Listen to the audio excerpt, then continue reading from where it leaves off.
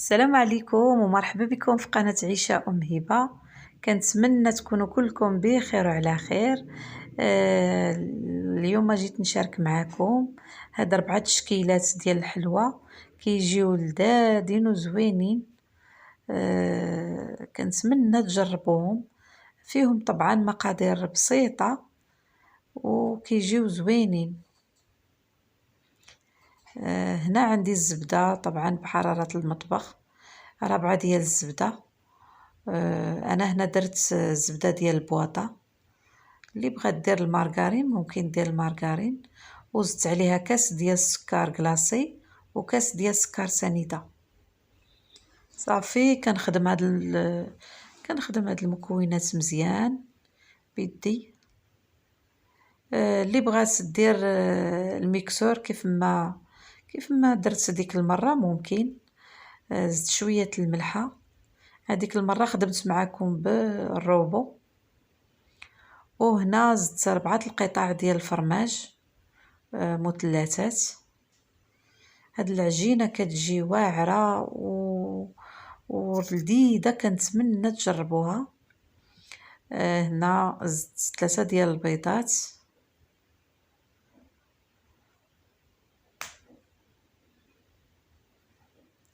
وفانيا شاسي ديال الفاني.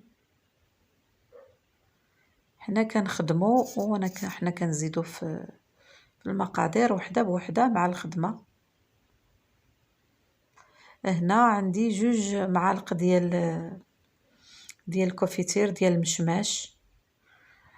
صدقوني هاد المذاق ديال الحلو والمالح الفرماج والكونفيتير كيعطي بسكوي لذيذ. الحلوه ديالنا كتجي لذيذه، وواحد المذاق مغاير على اللي كنديرو دائما، على المذاق ديال الصابلي. عندي هنا 2 كيسان ديال الزيت. اللي عندها الزبده ميدمه دير غير كاس، واللي عندها الزبده ناشفه بحال المارغرين ولا شي نوع د الزبده ناشفه دير 2 الكيسان. هنا هذا كاس ديال البسكويت ديال كوك مطحون، وكاس ديال النشا مع مرش. انا غنخلي لكم المقادير في صندوق الوصف. صافي كندخلو هاد المقادير اللي عندنا كلها مع الخدمه كما كتشوفوا. راه خص العجينه تخدم مزيان. وهنا كنبدا نزيد الدقيق، وفي هاد المرحله كنزيد خماره ديال الحلوى.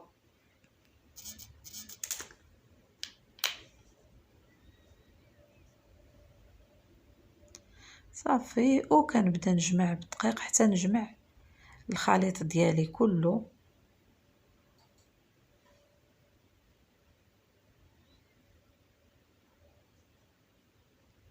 كنخدمو غير بالصباع ديالنا، كنجمعوها بحال الصابلي.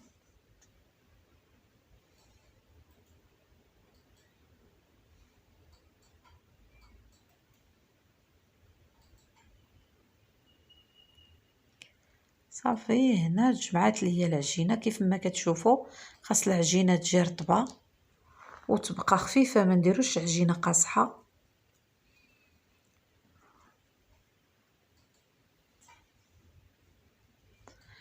غنقطعها ل4 ديال القطع باش نزيد فيها باش نزيد نكهها مازال.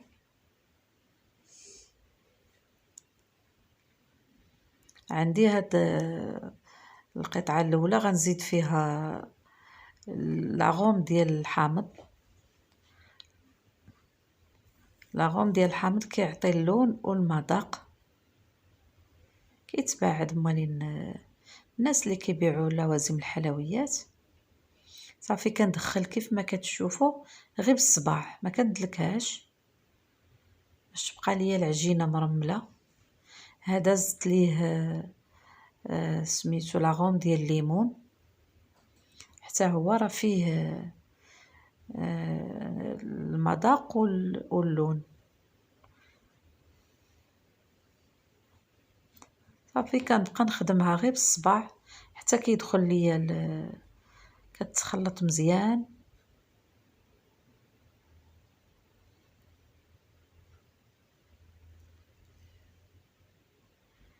هاد الطرف الاخر غادي نزيد فيه، غندير ليه سميتو لاغوم ديال الناطا.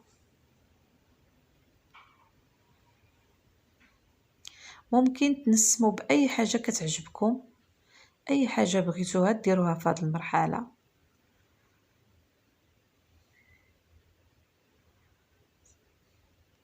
وهذا الطرف اللي بقى ليا غادي نزيد فيه لاغوم ديال الكراميل.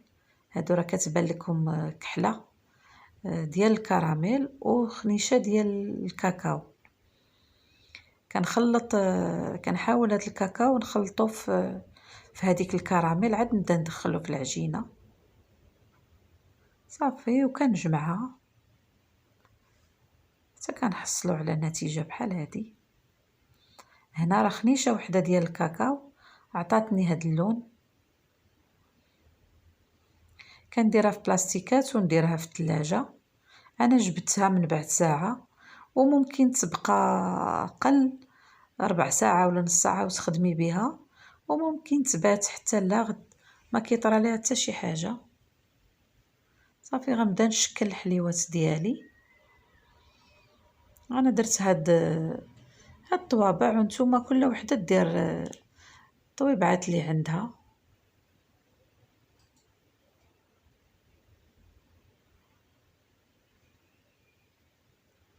صافي غنطلقها بين جوج بلاستيكات كما كتشوفوا.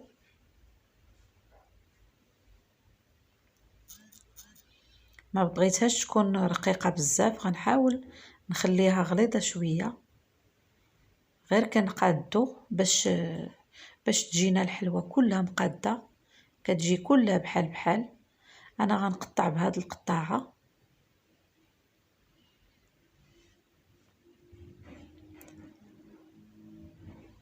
وملي كنقطعو غير كنجلسو على الطابع، ما كنديوش ونجيبوه. هذيك باش كنديو ونجيبوه هي فاش الحلوه ملي كنديروها في الفران كتعواج، غير كنبركو بيدينا على الطابع ونهزوها. كما كتشوفوا ها الحليوه ديالنا عجين ناجحه 100%. صافي كنكمل بهذه الطريقه باش نمشيو للشكل الثاني. انا كنحاول ما امكن نسرع لكم باش الفيديو ما يجيش طويل. وهاد الطريقه ملي كنبغيو نجمعوا العجينه غير كنلموها على بعضياتها كما كتشوفوا، نعاودوا نطلقوها ونخدموا بها، ما كنعجنوهاش. عندنا هاد الشكل الاخر اللي غادي نطلقوه حتى هوايا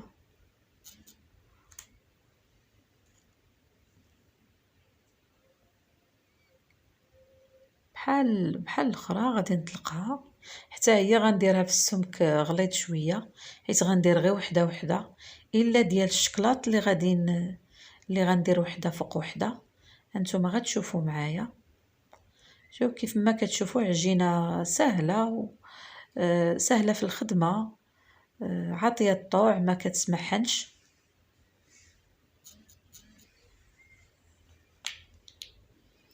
صافي غادي نقطعها بهذا القطاع المربع اللي عندي.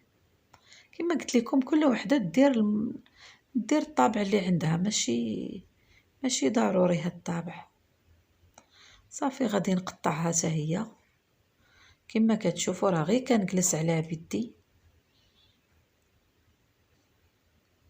صافي وكنكملها باش نمشيو للشكل الاخر.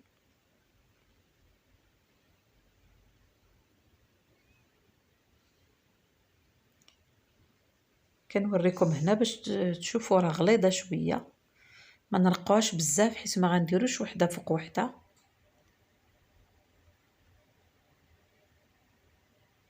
كنعتذر منكم مشى ليا المقطع اللي فيه الشكل الاخر. هذا درتو ديال الهليلات، قطعته غير بقطعه دائريه. كنقطع نقطعو وحده تابعه وحده. هاد الشكل اللي مشى ليا درتو قليبات كما كتشوفوا. صافي ملي كنكملوا الحلوه ديالنا كندخلوها الفران اللي يكون بحال الشميعه، كتبقى غير 8 دقائق 10 دقائق وكتوجد.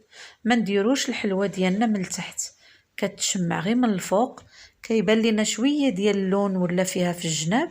صافي كنخرجوها كما كتشوفوا، كتبقى شاده الفورمه ديالها، ما كتعواج ما كيطرى ليها والو، كيف ما طبعناها كما كتبقى. دابا غادي ناخذ هاد الشكل الاول ديال الهلال اللي درت، غادي نلصقوه على بعضياتو بالكونفيتور. هنا درت كونفيتير ديال المشماش، ممكن ديروا الكراميل ولا الشكلاط ولا شي اي حاجه تلصقوا بها. انا لصقت بالكونفيتير ديال المشماش وحده على وحده، كملتهم وخديت الشكلاط. انا كنخدم بالشكلاط كالا، ذوبته. اللي دارت شي شكلاط واحد اخر تزيد شي 2 معالق الزيت الا ما كانش كيذوب مزيان. صافي ندوزهم في الشكلاط وكنحيدهم بالفرشيطه ونحاول نحيد البقايا ديال الشكلاط، ما نخلي من نهش بزاف ديال الشكلاط. سمحوا لي راني مسرعه الفيديو باش ما يجيش طويل. صافي هانا دابا كملت. ملي كتنشف الحلوه ديالنا كما كتشوفوا كنعاود نحط ليها الوجه ديالها في الشكلاط، ولكن غير واحد الطبقه رقيقه. كما كتشوفوا راني كنسوس الشكلاط، ما كنخليش فيها الشكلاط بزاف غير باش ندير لها لا فينيسيون. انا درت فيها هنا الكاوكاو كونكاسي، هذا انا اللي حمرته في الدار وطحنته، ممكن تشريوه كيتباع مصايب. صافي كيف ما وريتكم راه غير واحد الكوش خفيفه، تبقى خفيفه وكنديروا ليها سميتو. هنا الشكلاط اللي بقى ليا زدت عليه الشكلاط بيض باش درت هاد الشكلاط اللي شكلاط بالحليب كما كيجي ماشي كحل بزاف. غندير فيه هاد الشكل الاخر ديال الحليوات ديالي. هذيك الهلال درتها على 2 ولكن هذه غنديرها غير وحده. هادشي علاش خليتها غليظه شويه. صافي هذه غادي نزينها بهذا بالفيتين من الفوق. درت ليها كل وحده غير ملي كنحطوهم غير كنحطو نديرو الفيتين قبل ما ينشف لينا الشكلاط.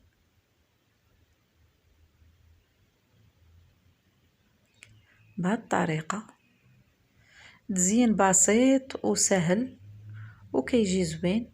عندي هاد الحلوه القليبات هذه هي اللي مشى ليا المقطع. كندوزها في الشكلاط بيض، كنحيدو الزائد ديال الشكلاط كيف ما شفتوا باش ما تهش لينا بزاف ديال الشكلاط. وزينتها بشويه العقيق اللي كيتباع.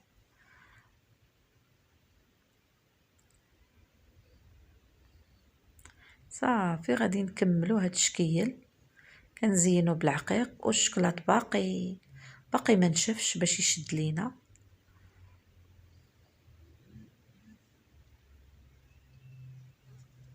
نكملو هاد الشكل باش ندوزو للشكل الاخر. هاد الشكل ديال اللي درت فيه الفيتين درت ليه خطيطات ديال الشكلاط بيض باش جات على هاد الشكل كي كتشوفوا، كيعطي منظر زوين وتيجيو الالوان زوينين والمذاق زوين. كنتمنى تجربوه، كنتمنى تجربوا هاد الحليوات الساهلين. هنا بقى ليا شويه الشكلاط كحل، زدت عليه اللي بقى ليا ديال الكاوكاو كونكاسي باش غادي ندير الشكل الاخر ديالنا اللي بقى لينا.